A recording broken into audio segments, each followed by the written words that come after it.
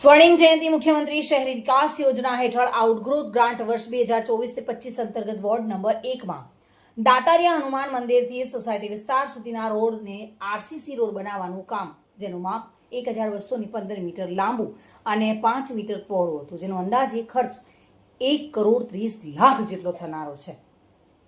જોકે જૂનાગઢ જિલ્લાના કેશોદમાં જેનું ખાતમુહૂર્ત કેશોદના બીબી વિધાનસભાના ધારાસભ્ય દીવા માલમ, નગરપાલિકાના પ્રમુખ મેહુલ ગોંડલિયા તેમજ અન્ય નગરપાલિકા સભ્યો તેમજ શહેરીજનોની હાજરી વચ્ચે દાતરિયા હનુમાનજી મંદિર ખાતે ખાતમુહૂર્ત કરાયું હતું, જેમાં મોટી સંખ્યામાં આગેવાનો અને કાર્યકર્તાઓ પણ ઉપસ્થિત રહ્યા હતા.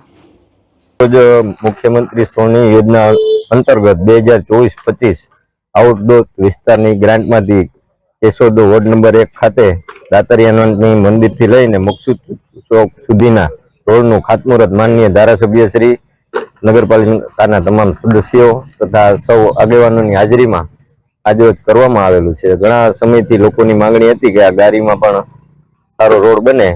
ટૂંક જ સમયમાં રોડનું કામ આજથી ચાલુ કરવામાં આવ્યું છે. ટૂંક જ સમયમાં લોકોને વધારે સુવિધા મળશે.